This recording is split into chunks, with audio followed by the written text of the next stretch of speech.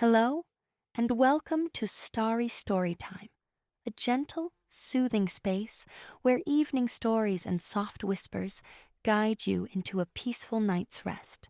Tonight, we're offering another relaxing tale designed to help ease your mind and lead you toward a comforting slumber. Before we begin, let's take a moment to prepare our bodies and minds for deep rest. Find a comfortable position, and with each slow inhale and soft exhale, let any worries from the day quietly slip away. It can be challenging to step away from the day's hustle, especially when it's time to sleep. Yet remember, the less we worry about falling asleep, the easier it becomes for our minds to let go of lingering tension.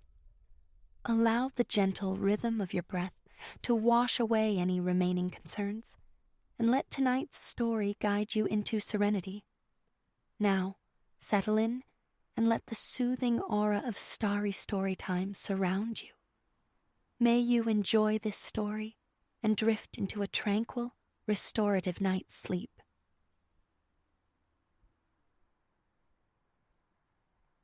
Eliza surfaced slowly from sleep, drawn upward by the faint, distant lament of gulls and the gentle insistence of early sun warming her face. A luxurious stretch rippled through her limbs as she rolled onto her back, the ceiling swimming into focus, followed by the slow bloom of remembrance. Vacation? Her watch, retrieved from the small bedside table, confirmed the hour was still nascent. Sleep had been a deep, untroubled ocean, and now, washed ashore, she felt utterly restored, poised for the languid unfolding of the day. The little inn around her seemed held in slumber's thrall. She might have believed herself the sole soul stirring, but for the soft click of a latch down the corridor, succeeded by the cautious padding of feet descending the stairs. Another early riser, moving with considerate stealth. A smile touched Eliza's lips. This quietude, this gentle awakening, it was the perfect overture. Swinging her legs from beneath the cloud-like white duvet, she sat up, her feet meeting the wide, cool planks of the floorboards, glossy with paint, worn smooth by generations of passage. They felt like history under her toes. Eliza rose, stretched again, a cat waking in a sunbeam, and drifted to the window. Her room surveyed the inn's welcoming facade. Across the lane slumbered a row of venerable houses, their broad porches inviting repose. Flags fluttered from a few, crisp snaps in the nascent breeze. Bicycles leaned here and there, among them the comfortable, old-soul cruisers often seen tracing paths near the shore, invariably painted in cheerful hues, like lemon yellow or coral pink. Through the glass, she watched surfers, silhouettes against the brightening east, trekking inland, their vibrant boards tucked under their arms. They'd undoubtedly greeted the dawn, tasted the morning waves for hours already. Dripping, they radiated a contented exhaustion as they ambled back towards unseen vehicles. Likely dreaming, Eliza mused, of substantial breakfasts.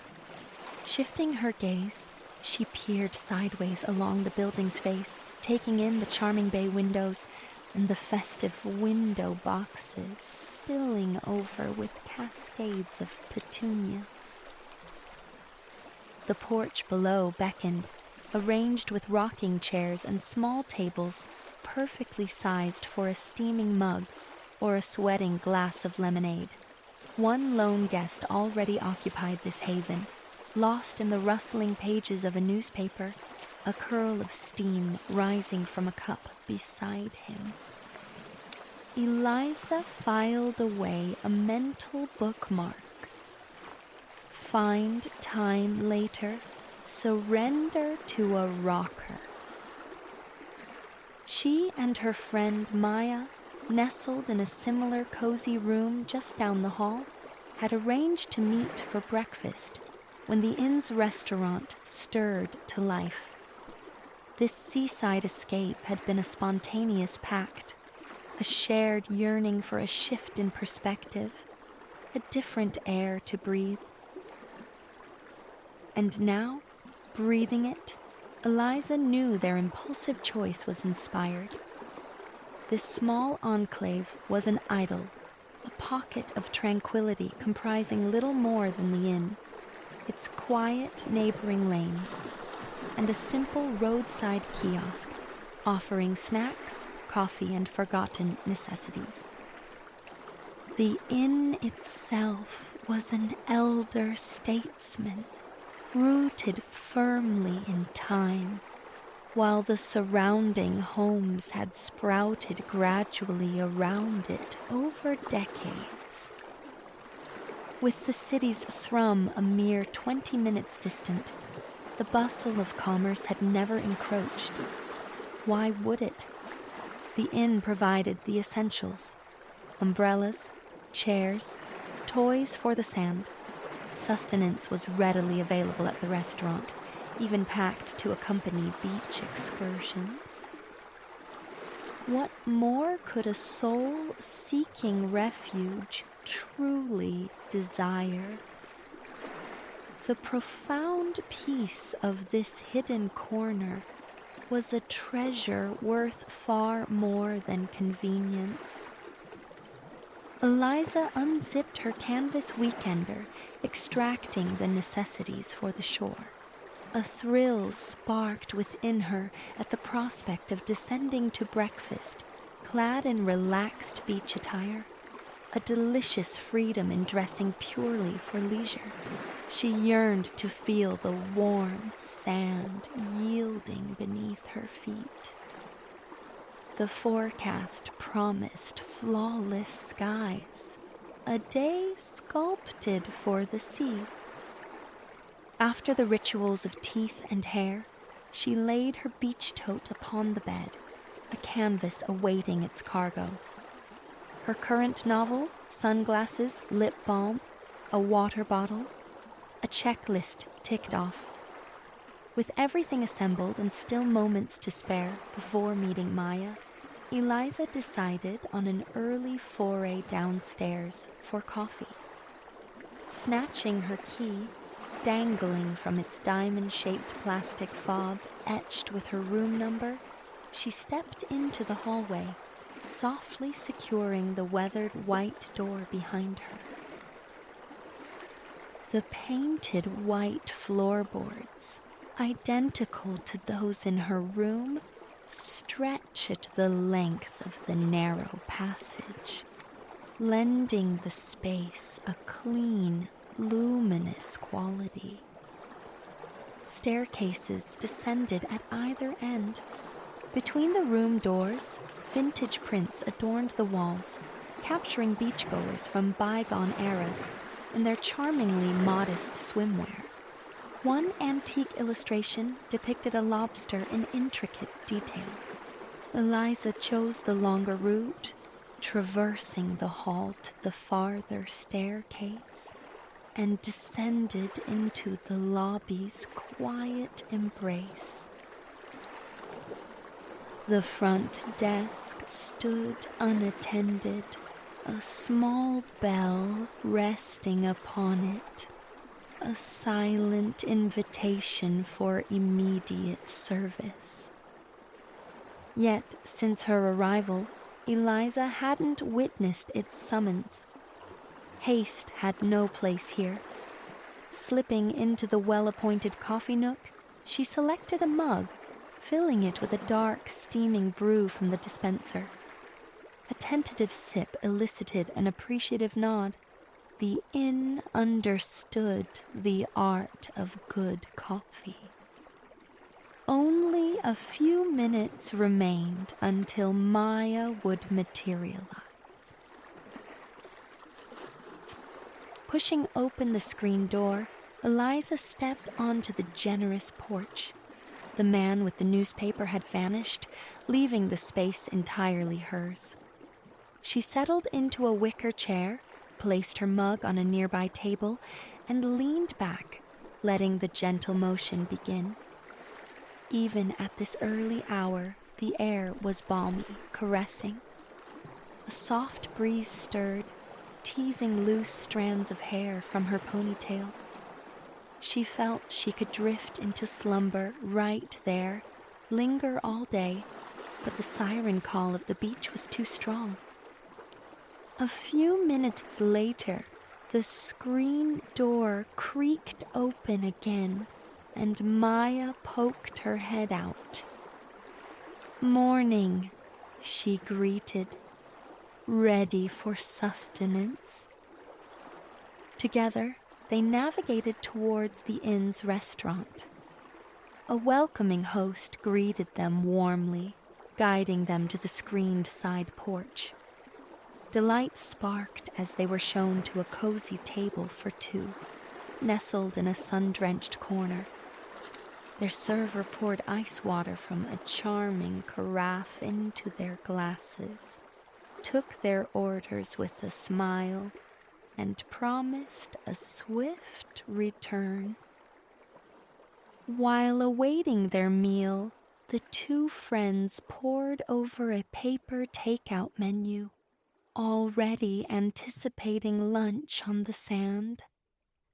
The offerings were tempting: chilled sandwiches, boardwalk classics like grilled cheese and hot dogs. Eliza settled on a lobster roll, rich with mayonnaise, while Maya chose chicken salad. One of Eliza's enduring beach day joys was the heightened pleasure of food consumed seaside. Something about the salt air and sandy repose amplified every flavor. She eagerly anticipated that first bite of lobster roll after hours surrendered to the shore. As they ate, other diners gradually filled the surrounding tables. A family nearby chattered happily about yesterday's coastal exploits. Other tables seemed occupied by couples on romantic retreats or old friends enjoying a weekend reunion. The atmosphere was universally relaxed, infused with quiet joy. Shorts, sun hats, and flip-flops were the prevailing uniform. Their bagels, fresh squeezed orange juice, and fruit consumed, Eliza and Maya pushed back their chairs, gathering their beach totes. The short pilgrimage to the water beckoned.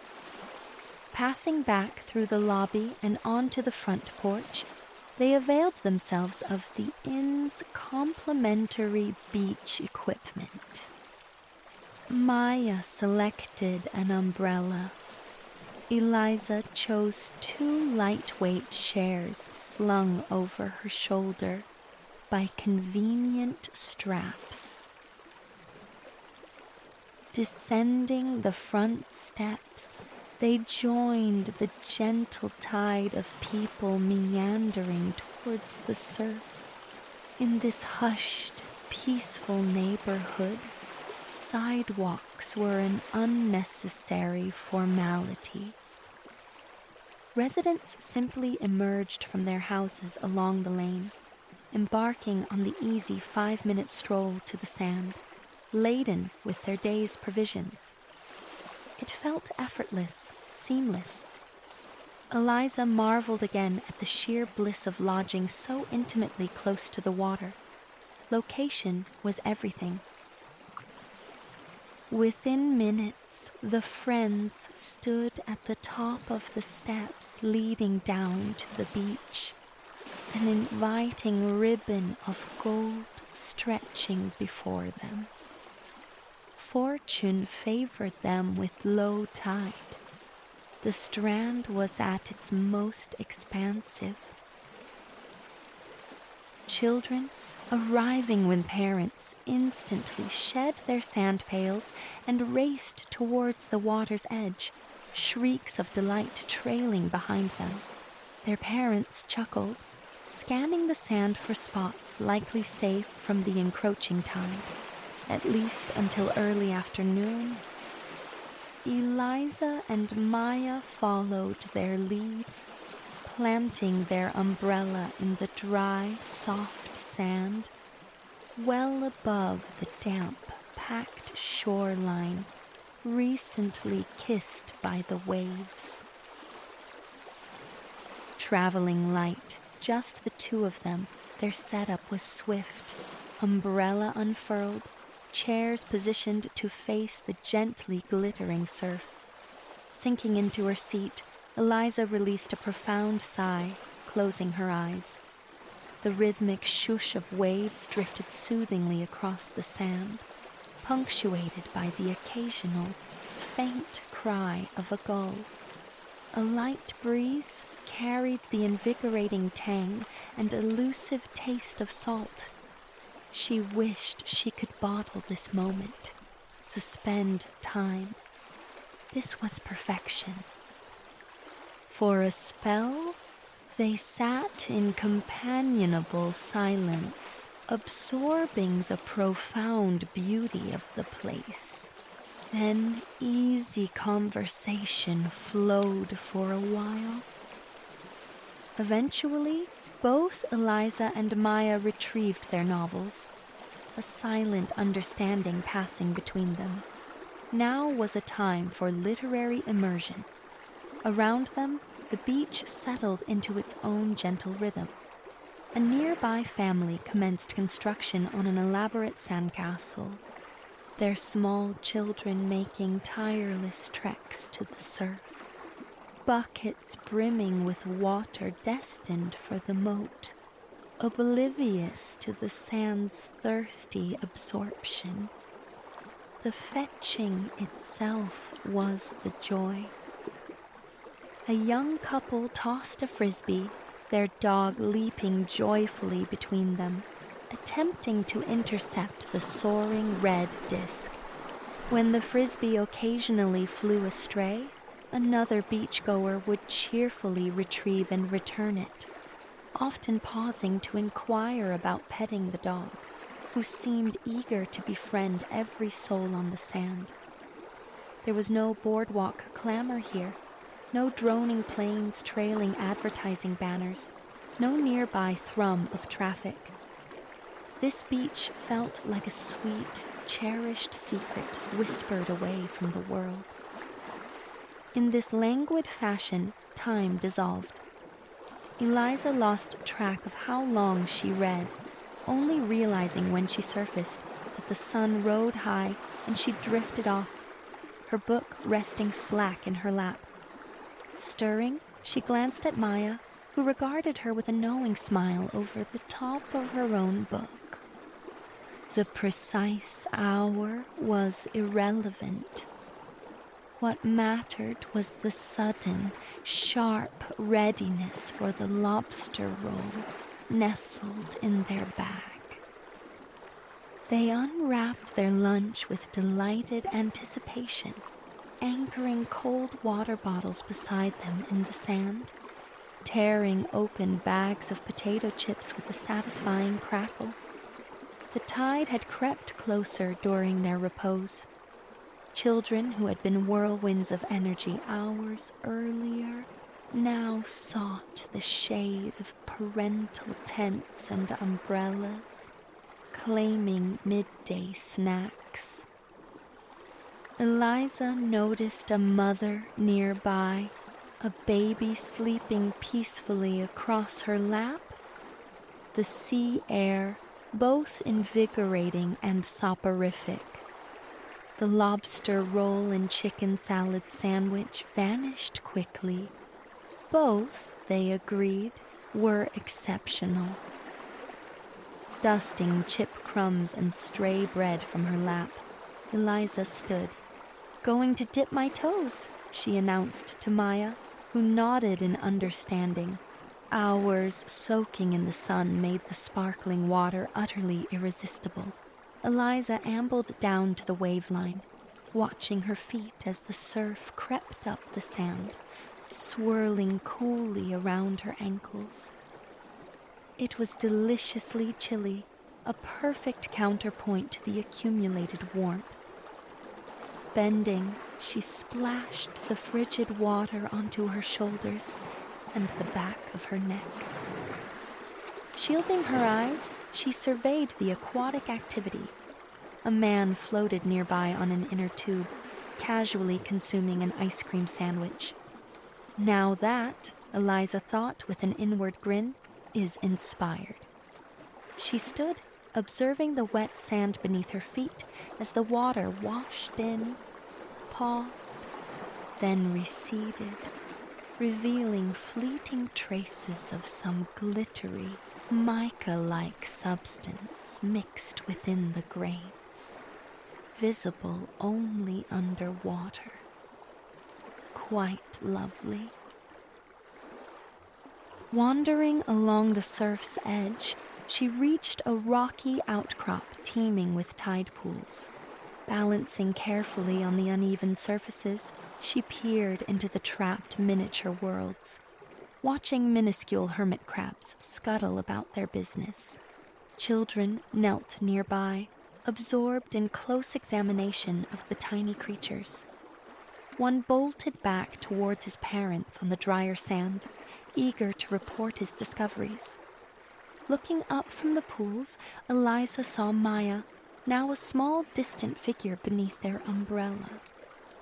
She slowly traced her way back along the advancing tide line until she reached their spot and sank back into her chair. Retrieving her book, Eliza noticed Maya had succumbed to a nap and smiled softly. Even that brief shoreline stroll had renewed her desire simply to sit, to be still. As the afternoon mellowed, time seemed to stretch, to linger. Eliza frequently looked up from her book, drifting into pleasant, formless thought. She watched a man expertly maneuvering a vibrant kite against the blue, observed the steady growth of the sandcastle fortress nearby. Some of the children, their earlier boundless energy spent, now slept soundly in the shade beside their parents. Gradually, a few families around them began the slow process of departure, shaking sand from buckets, filling in excavated holes, collapsing colorful chairs. The tide, relentless, was now lapping much closer to their position. When Maya stirred from her nap, Eliza confessed to feeling pleasantly sunbaked and peckish once more. Maya readily agreed. It felt like the right moment to retreat to the inn, perhaps find a snack, and prepare for dinner. Gathering their belongings and the borrowed beach gear, they slipped on their flip-flops and ascended the stone steps leading back to the quiet street.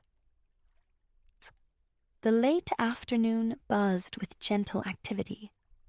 Beachgoers trickled away from the water, but life also spilled out into the yards of the houses lining the lane. At one sprawling home, a family engaged in a light-hearted game of croquet.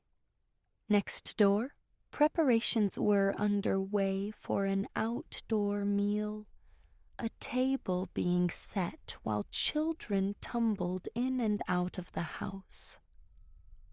Some youngsters appeared freshly bathed and dressed for the evening. Others, still gloriously sandy in swimsuits, likely awaited their turn, chasing each other through the grass with dripping popsicles.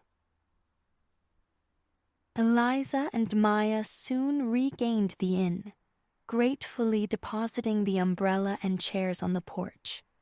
After a thorough dusting off, they carefully returned the borrowed items to their designated spot, ready for the next guests. Stepping into the lobby, they were met with a delightful surprise. Afternoon coffee hour was in full swing.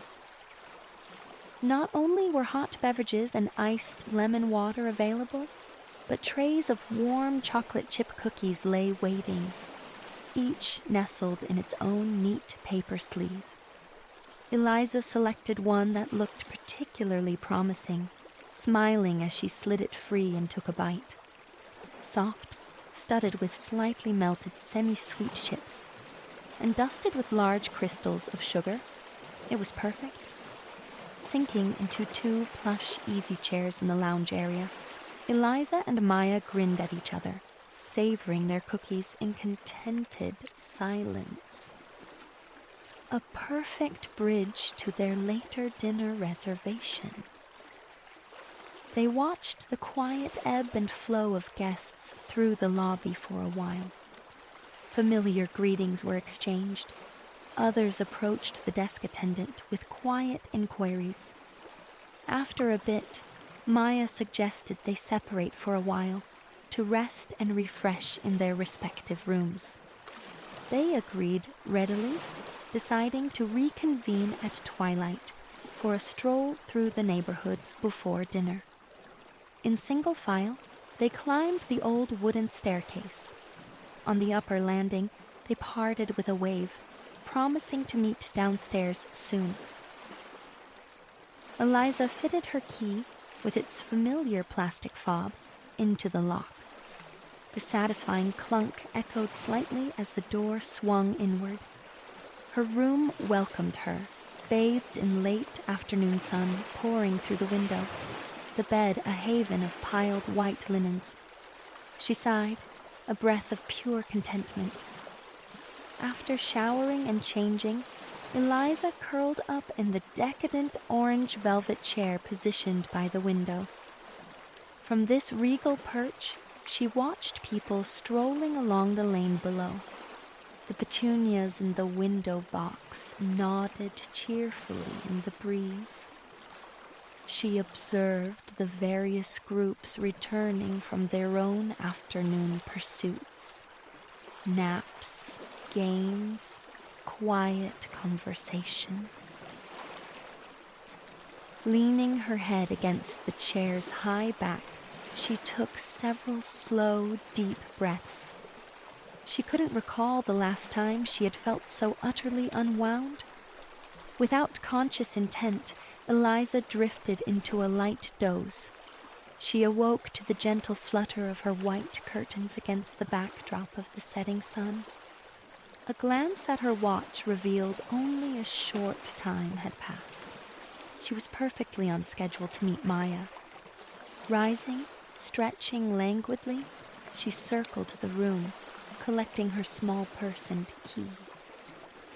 She slipped quietly back into the hallway, locking her door just as Maya emerged from her own room a few doors down, doing the same. Together, they descended to the lobby. The coffee station remained, though the cookies had vanished, cleared away in anticipation of the dinner service. Peeking into the restaurant, Eliza saw servers arranging tables, seating the first diners of the evening.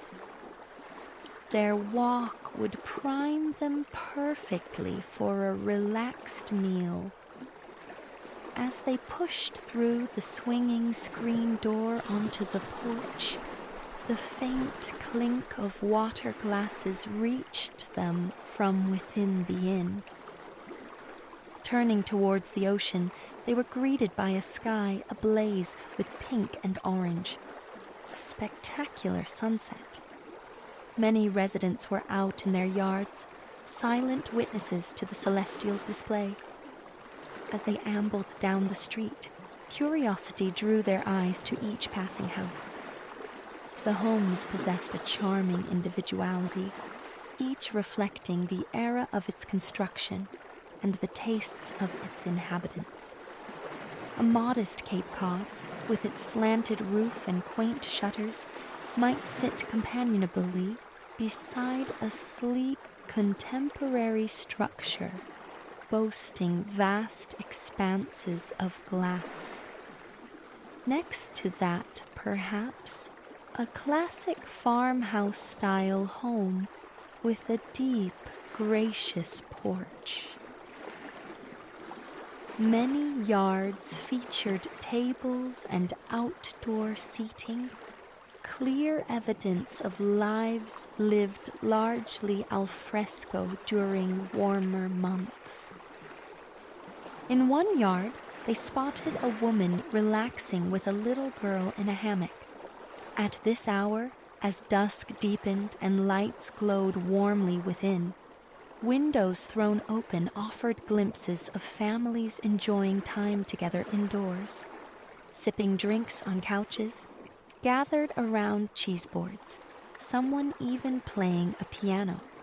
At one house, a pile of sand toys dried near the garage, while a man tossed a ball with two small girls in the front garden.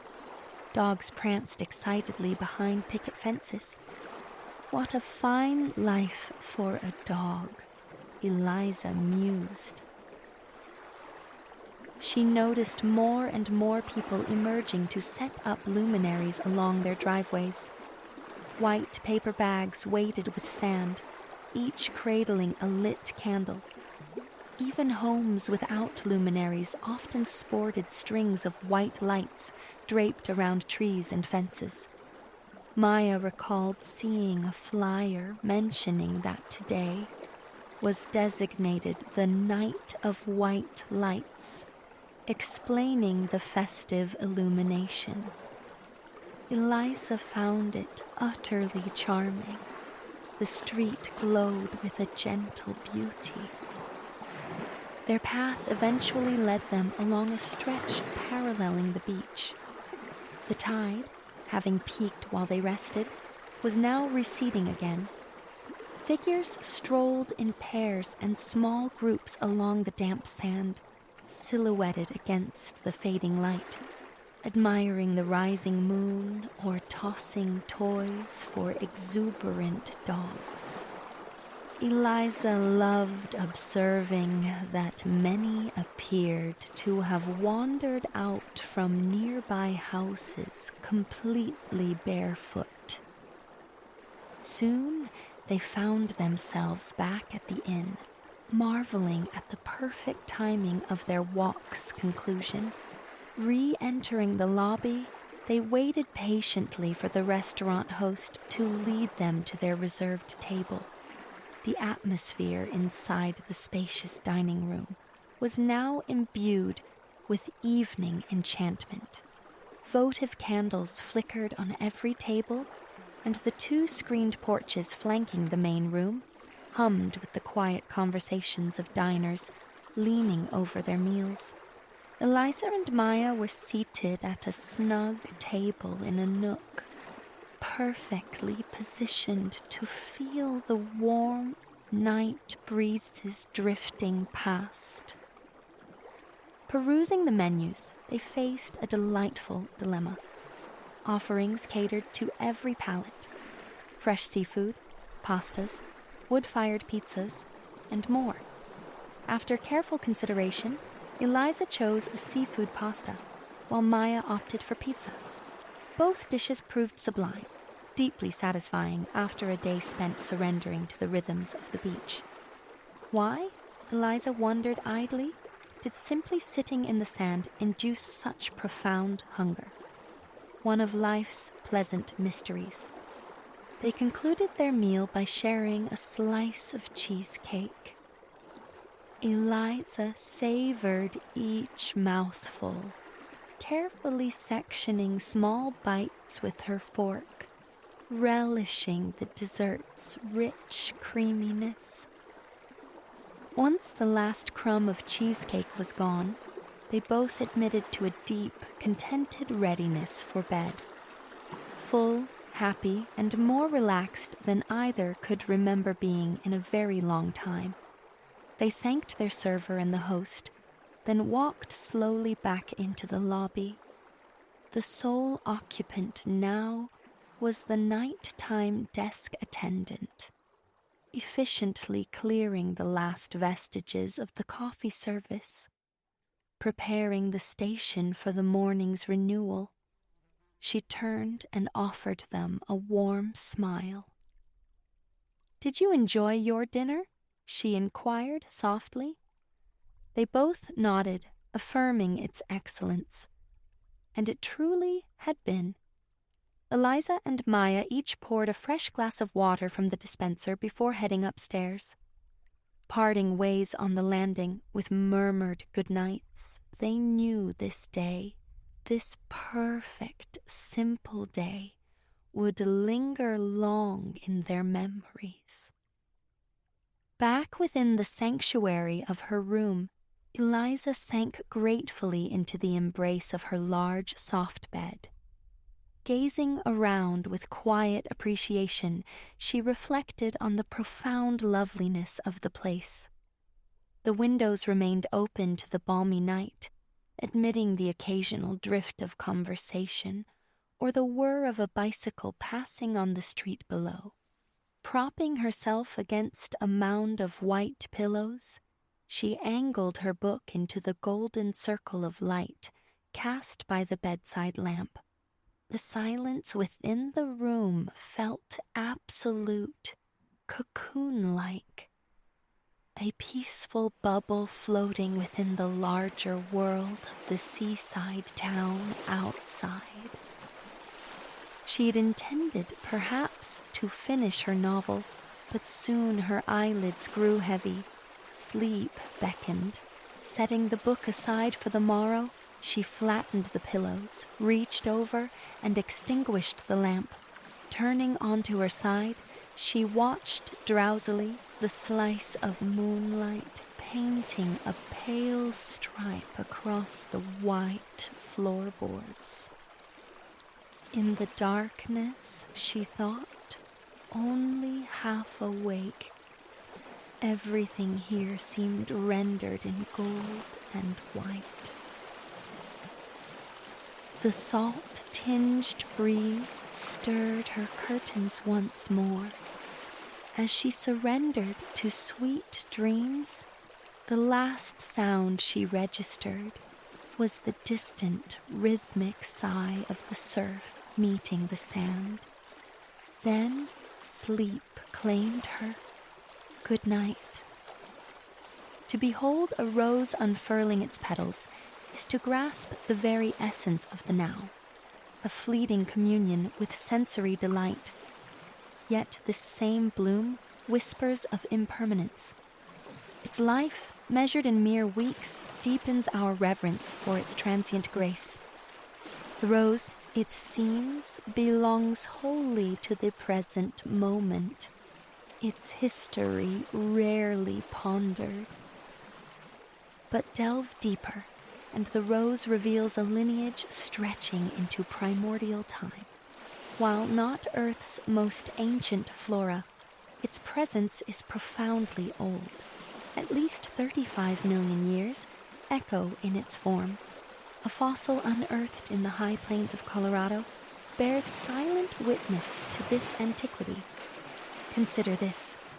When that prehistoric rose bloomed, the great Tilian titans had already slumbered beneath the soil for 30 million years. Our own species, Homo sapiens, emerged a scant 300,000 years ago. That Colorado rose, then, knew a world closer to the dinosaurs than to us. For millennia upon millennia, wild roses painted landscapes across the globe. The earliest confirmed whispers of deliberate cultivation arise from ancient Cathay, around 500 BCE. It's conceivable that similar efforts were unfolding concurrently across the sun-drenched shores of the Mediterranean and the fragrant gardens of Persia. Alongside tending wild varieties, cultivators began coaxing forth a new marvel, a flower that would become known as the Cathay bloom. This progenitor of countless modern cultivars possessed the remarkable trait of blooming continuously through its season. Emperors of Cathay became enthralled. The sage master Kalin, writing in the 6th century BCE, noted some 600 volumes dedicated solely to rose cultivation within the imperial library. This royal fixation endured for ages. Centuries later, during the Han Dynasty, the empire witnessed rose cultivation on a staggering scale. Vast fields displacing precious farmland, palace grounds and surrounding hillsides, awash in petals at the emperor's command. Elsewhere, the rose wove itself into the cultural fabric through different threads. In the Hellenic world and later in Rome, widespread cultivation like Cathay's seems absent. Nevertheless, the rose resonated with potent symbolism, held in high esteem. Perhaps it was here, under Grecian skies, that the rose first became an emblem of love's fire. Lyra, the Greek embodiment of love, and her Roman reflection, Aurelia, were inextricably linked to the flower. Imagine the goddess as depicted in Renaissance artistry, rising from the ocean foam upon a shell, while winds scatter cascades of pink roses around her nascent divinity. Myths entwined Lyra with roses. One tells of white blooms springing from the sea foam at her birth. Another recounts how a thorn pierced her foot, her divine blood staining white petals forever crimson. Like Lyra, Aurelia reigned as the deity of roses, love, and unions in Rome. Devotees brought roses as offerings to her temples. The flowers frequently graced bridal garlands. Here, perhaps, lie the Western roots of the rose's enduring romantic connotations. But the rose held other meanings, veiled and profound. For the Romans, it became a cipher for confidentiality. A single rose hung upon a door signified that discussions within were sacrosanct. This practice evolved into adorning banquet hall ceilings with roses. Guests, even when sub vino, under wine's influence, remained sub rosa, under the rose, a floral reminder that words spoken must remain sealed within those walls. Intriguingly, this tradition too finds mythological roots. Amor, a god of love himself, once gifted a red rose to the god of silence. Amor sought to ensure his own mother. Aurelia's amorous escapades remained unspoken, bribing silence with the flower's beauty. In Roman times, roses served vital ceremonial roles. Across the vast empire, the Rosalia festival saw garlands of roses and other blossoms laid upon burial sites. Here, the rose spoke of a different love, remembrance, hope, the promise of rebirth. Showers of petals rained down during triumphs celebrating returning generals. Though these ancient rites have faded, the rose retains a sacred presence in Rome today. The venerable Pantheon, once a temple to all gods, now stands as a Christian basilica. Each year at Pentecost, a breathtaking ceremony unfolds. Tens of thousands of rose petals drift down through the oculus, the great eye in the dome, blanketing the marble floor below, a fragrant falling miracle symbolizing the Holy Spirit's descent. Yet, alongside spiritual gravity, the rose could signify opulence, even decadence. Consider the notorious tale of Emperor Valerius from ancient Rome. Ascending to power at 14, his brief reign was marked, legend claims, more by revelry than rule. At one infamous feast, he orchestrated such an avalanche of petals from the ceiling that his guests were nigh smothered beneath the fragrant tide. A later painting vividly captures the scene, the young emperor lounging oblivious, while his companions vanish into a pink sea. Another ancient echo speaks of Queen Neferura of Egypt, who wielded roses as instruments of seductive power. Her chambers were reputedly filled knee-deep with petals. Pillows stuffed with them were said to cradle her sleep. While perhaps embellished by time, these tales illustrate how the rose became synonymous, not just with affection, but with lavish luxury, its value amplified by legend as much as by its intrinsic allure. There is more to the rose than meets the eye or scents the air. Across centuries and cultures, humanity has drawn sustenance and healing from this flower. The rose hip, the fruit nestled beneath the fading bloom, bursts with vitamin C. The petals themselves are credited with antibacterial and anti-inflammatory virtues. In herbal traditions, they soothe digestion, ease tension, and elevate spirits. The apothecary's bloom, Rosa gallica, a fragrant, large-petaled pink rose, was a staple in medieval Physic gardens, its essence captured in remedies and perfumes. By steeping petals in water, their essence transforms into precious oils. This art flourished not only in Europe, but profoundly in Persia, modern-day Iran. For hundreds of years, Iranians have masterfully extracted essential oil from rose petals, yielding fragrant attars for perfumes and incense. The byproduct, delicate rose water, graces foods, beverages, and cosmetics with its subtle perfume. From potent remedies to intoxicating fragrances, the rose offers manifold practical gifts. Yet, for contemporary gardeners, its ornamental beauty reigns supreme. And in the Western imagination, it remains primarily the quintessential token of romance, the traditional offering on lovers' days. Its praises sung in countless verses and melodies. Intriguingly, the modern elevation of the rose can be traced in significant part to a single, extraordinary garden, that of the Château de Valombre, nestled some 15 kilometers west of Paris.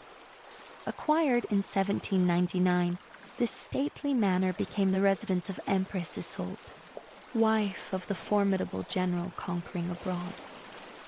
While he shaped empires, Isolde cultivated beauty, transforming the house and grounds. Perhaps influenced by her childhood on the Caribbean isle of Martinique, she developed a passion for collecting exotic plants and animals from distant lands.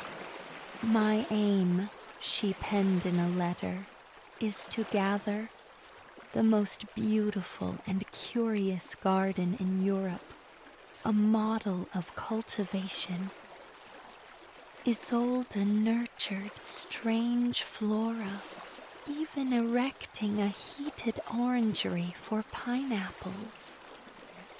Her menagerie boasted kangaroos, zebras, and ostriches roaming the estate.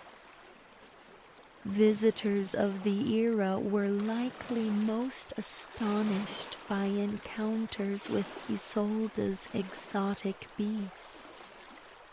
But the enduring legacy of Valomba blossomed elsewhere. Isolde, whose own name echoed the flower, Rose was a familiar name for her, was an ardent collector. The rose held pride of place in her heart. Aided by expert botanists and gardeners, she amassed around 250 distinct rose varieties within Valomba's grounds, driven by the ambition to possess every known rose on earth. Her powerful husband even commanded the French Navy to seize seeds and plants from captured vessels, dispatching them directly to Isolde's burgeoning collection. Immortalized in art, Isolde's rose garden became a beacon, inspiring horticulturists across Europe. It stands as one of the world's seminal rose gardens, pioneering in its dedication to a single type of flower. Crucially, Isolde's diverse collection included the ever-blooming roses from Cathay. Unlike most European varieties, these Cathay roses flowered repeatedly, bestowing immense value and commercial promise upon them. Horticulturists began to experiment, interweaving the lineages of different roses. Then, in the 19th century, French ingenuity yielded the hybrid tea rose. This creation embodied the ideal: fragrant, hardy, exquisitely formed, and perpetually blooming. Critically, it grew on a long, elegant stem, perfect for cutting and presenting as a solitary gesture. These long-stemmed emblems of romance, synonymous with Valentine's Day, trace their ancestry, albeit indirectly, back to Isolde's garden. The Empress, through her passion, inadvertently helped sow the seeds of the modern global rose industry. In essence, the rose's romantic symbolism in the West coalesced over 2 millennia. Its association with love likely sparked with the Hellenic Lyra and Roman Aurelia. Centuries later, inspired by Empress Isolde's horticultural haven, breeders crafted the hybrid tea rose, merging the finest traits of European and Cathay blooms. This commercially appealing flower became the favored romantic gift, its popularity further cemented by the Victorian penchant for imbuing flowers with specific meanings. But the chronicle does not conclude there. Gardeners today continue the quest, cultivating and creating novel rose varieties, echoing the experimental spirit ignited by Isolde's collection. To birth a new rose, a breeder selects 2 parent plants possessing desired traits, perhaps one for its specific blush of pink, the other for its potent, sweet perfume. Pollen is carefully transferred between the chosen parents, mimicking nature's bee-assisted dance. This cross-pollination yields a rose hip, the fleshy fruit cradling the seeds of potential. Once ripened, these seeds are harvested, stored, then sown under glass. Seedlings showing promise are transplanted outdoors, observed for their garden performance. This meticulous cycle repeats, focusing on progeny exhibiting the sought-after characteristics. Professional breeders might conduct up to 100,000 crosses, dedicating years to producing just a few successful new hybrids.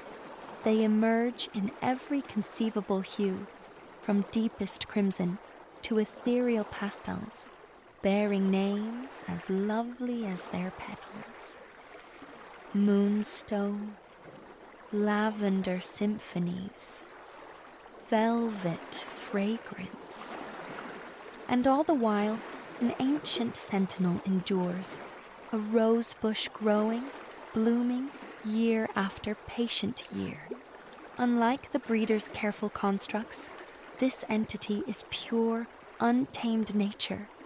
Known as the 1,000-year rose, it clings steadfastly to the walls of Hildesheim Cathedral in Germany. It bears no resemblance to the long-stemmed Valentine's offering or is sold as meticulously pruned specimens. It is a wild, sprawling climber, 10 meters tall, ascending the ancient brickwork, a variety of dog rose. For most of the year, it appears as a tangled mass of woody vines. But come late May, it erupts in a profusion of delicate, pale pink blossoms, releasing a subtle fragrance. They call it the 1,000-year rose, for legend holds it dates back to the cathedral's founding in the 9th century. The story tells of an emperor discovering, mid-summer, a snow-covered mound inexplicably crowned by a blooming rosebush. He decreed a cathedral be built precisely there, embracing the miraculous plant. Through centuries it grew, even surviving the cathedral's bombing in the Second World War. The allure of most flowers is achingly brief, yet the 1,000-year rose possesses a semblance of eternity. Each year its blooms arrive and depart, only to return again, an enduring symbol of hope and renewal. And perhaps herein lies the rose's deepest beauty. It resides not solely in the vibrancy of its petals or its celestial scent, but in the profound meanings we have woven around it. Though individual blossoms fade, the significance of the rose persists, as tenacious and timeless as that first ancient flower. The rose that unfurled its petals 35 million years ago.